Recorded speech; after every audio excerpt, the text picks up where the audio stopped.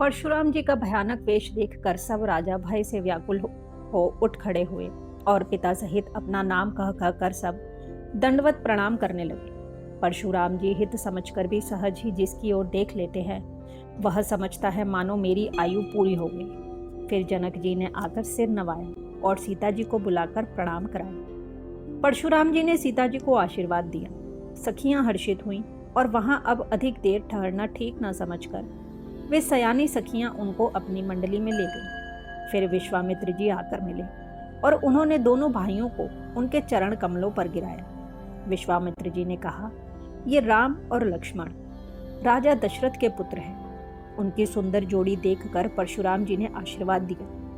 कामदेव के भी मद को छुड़ाने वाले श्री रामचंद्र जी के अपार रूप को देखकर उनके नेत्र थकित हो गए। फिर सब देखकर जानते हुए भी अनजान की तरह जनक जी से पूछते हैं कि कहो, यह बड़ी भारी भीड़ कैसी है। उनके शरीर में क्रोध छा गया, जिस कारण सब राजा आए थे। राजा जनक ने वे सब समाचार कह सुनाए। जनक के वचन सुनकर परशुराम जी ने फिर कर दूसरी ओर देखा तो धनुष के टुकड़े पृथ्वी पर पड़े हुए दिखाई दिए। अत्यंत क्रोध में भरकर वे कठोर वचन बोले, रे मूर्ख जनक, बता धनुष किसने तोड़ा? उसे शीघ्र दिखा, नहीं तो अरे मूढ़, आज मैं जहां तक तेरा राज्य है वहां तक की पृथ्वी उलट दूंगा। राजा को अत्यंत डर लग गया, जिसके कारण वे उत्तर नहीं देते। यह देखकर कुटिल राजा मन में बड़े प्रसन्न हुए। देवता, मुनि, नाग और नगर के स्त्री पुरुष सभी सोच करने लगे। सबके हृदय में बड़ा भय।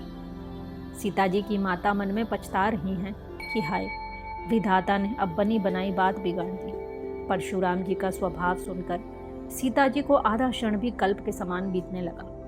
तब श्री रामचंद्र जी सब लोगों को भयभीत देखकर और सीता जी को डरी हुई जानकर बोले। उनके हृदय में न कुछ हर्ष था न विषाद। हे नाथ, शिव जी के धनुष को तोड़ने वाला आपका कोई एक दास ही होगा। क्या आज्ञा है, मुझसे क्यों नहीं कहते? यह सुनकर क्रोधी मुनि से रिसा कर बोले, सेवक वह है जो सेवा का काम करे। शत्रु का काम करके तो लड़ाई ही करनी चाहिए। हे राम, सुनो, जिसने शिव जी के धनुष को तोड़ा है वह सहस्त्र बाहु के समान मेरा शत्रु है। वह इस समाज को छोड़कर अलग हो जाए, नहीं तो सभी राजा मारे जाएंगे। मुनि के वचन सुनकर लक्ष्मण जी मुस्कुराए और परशुराम जी का अपमान करते हुए बोले, हे गोसाई, लड़कपन में हमने बहुत सी धनुहियां तोड़ डाली, किंतु आपने ऐसा क्रोध कभी नहीं किया। इसी धनुष पर इतनी ममता किस कारण से है? यह सुनकर भृगुवंश की ध्वजा स्वरूप परशुराम जी कुपित होकर कहने लगे, अरे राजपुत्र, काल के वश होने से तुझे बोलने में कुछ भी होश नहीं है। सारे संसार में विख्यात शिव जी का यह धनुष क्या धनुही के समान है? लक्ष्मण जी ने हंसकर कहा, हे देव सुनिए, हमारे जान में तो सभी धनुष एक से ही हैं। पुराने धनुष के तोड़ने में क्या हानि लाभ? श्री रामचंद्र जी ने तो इसे नवीन के धोखे से देखा था, फिर यह तो छूते ही टूट गया। इसमें रघुनाथ जी का भी कोई दोष नहीं है। मुनि, आप बिना ही कारण किस लिए क्रोध करते हैं? परशुराम जी अपने फरसे की ओर देख कर बोले, अरे दुष्ट, तूने मेरा स्वभाव नहीं सुना। मैं तुझे बालक जानकर नहीं मारता हूँ। अरे मूर्ख, क्या तू मुझे नीरा मुनि ही जानता है? मैं बाल ब्रह्मचारी और अत्यंत क्रोधी हूँ। क्षत्रिय कुल का शत्रु तो विश्व भर में विख्यात हूँ। अपनी भुजाओं के बल से मैंने पृथ्वी को राजाओं से रहित कर दिया और बहुत बार उसे ब्राह्मणों को दे डाला। हे राजकुमार, सहस्त्र बाहु की भुजाओं को काटने वाले मेरे इस फरसे को देख। अरे राजा के बालक, तू अपने माता पिता को सोच के वश न कर। मेरा फरसा बड़ा भयानक है, यह गर्भों के बच्चों का भी नाश करने वाला है।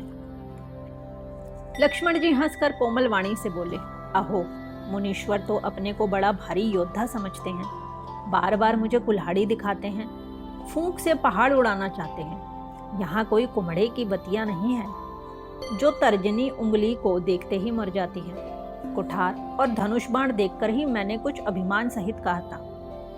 भृगुवंशी समझकर और यज्ञोपवीत देखकर तो जो कुछ आप कहते हैं उसे मैं क्रोध को रोककर सह लेता हूँ। देवता, ब्राह्मण, भगवान के भक्त और गौ, इन पर हमारे कुल में वीरता नहीं दिखाई जाती, क्योंकि इन्हें मारने से पाप लगता है और इनसे हार जाने पर अपकीर्ति होती है। इसलिए आप मारें तो भी आपके पैर ही पड़ने चाहिए। आपका एक एक वचन ही करोड़ों व्रजों के समान है।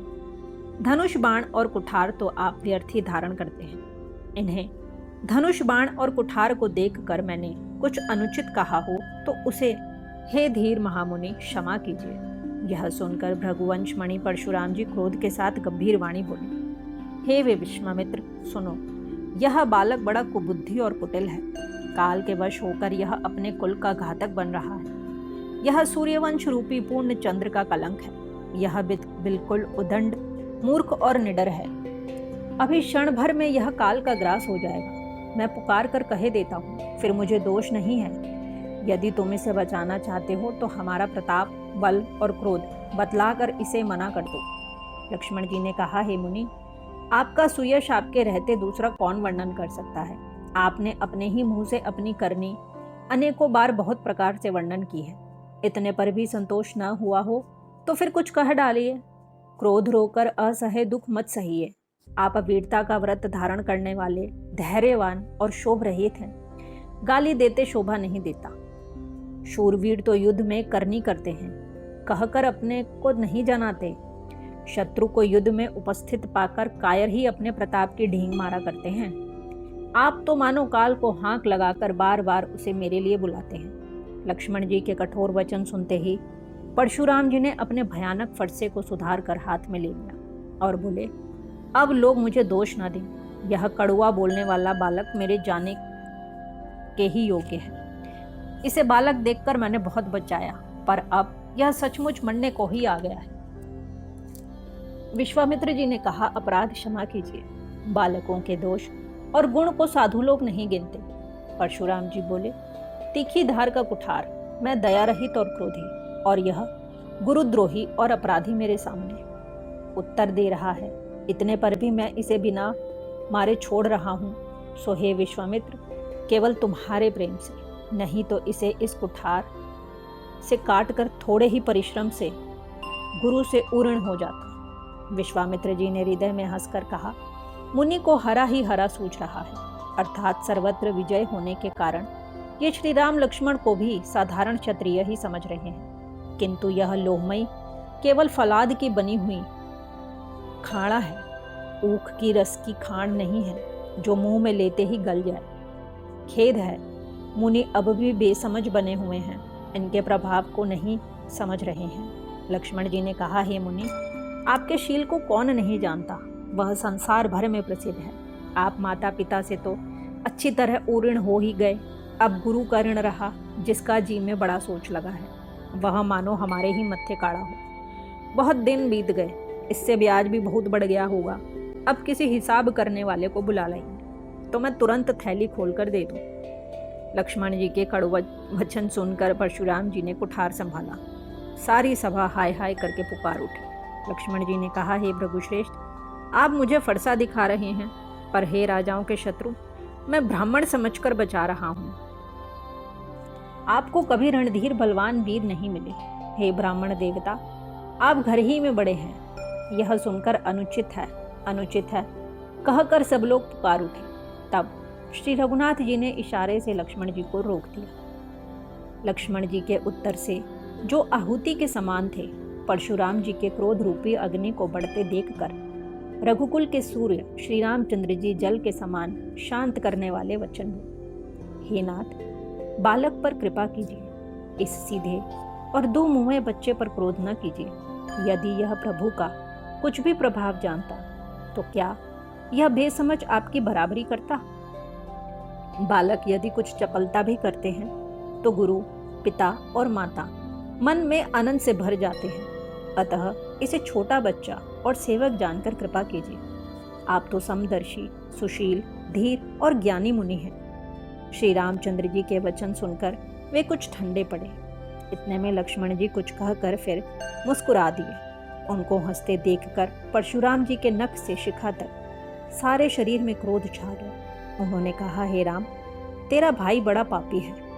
यह शरीर से गोरा पर हृदय का बड़ा काला है। यह विषमुख है, दूध मुहा नहीं, स्वभाव से ही टेढ़ा है, तेरा अनुसरण नहीं करता, यह नीच मुझे काल के समान नहीं दिखता। लक्ष्मण जी ने हंसकर कहा, हे मुनि सुनिए, क्रोध पाप का मूल है, जिसके वश में होकर मनुष्य अनुचित कर्म कर बैठते हैं और विश्व भर के प्रतिकूल चलते हैं। हे मुनिराज, मैं आपका दास हूँ, अब क्रोध त्याग कर दया कीजिए। टूटा हुआ धनुष क्रोध करने से जुड़ नहीं जाएगा।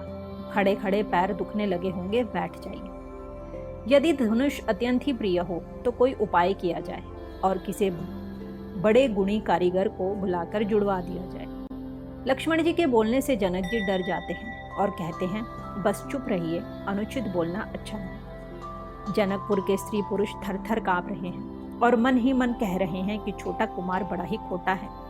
लक्ष्मण जी की निर्भय वाणी सुन सुनकर परशुराम जी का शरीर क्रोध से जला जा रहा है और उनके बल की हानि हो रही है, उनका बल घट रहा है। तब श्री रामचंद्र जी पर एहसान जानकर परशुराम जी बोले, तेरा छोटा भाई समझकर मैं इसे बचा रहा हूँ। यह मन का मैला और शरीर का कैसा सुंदर है, जैसे विष के रस से भरा हुआ सोने का घड़ा। यह सुनकर लक्ष्मण जी फिर हंसे। तब श्री रामचंद्र जी ने तिरछी नजर से उनकी ओर देखा, जिससे लक्ष्मण जी सकुचा कर विपरीत बोलना छोड़कर गुरु जी के पास चले गए।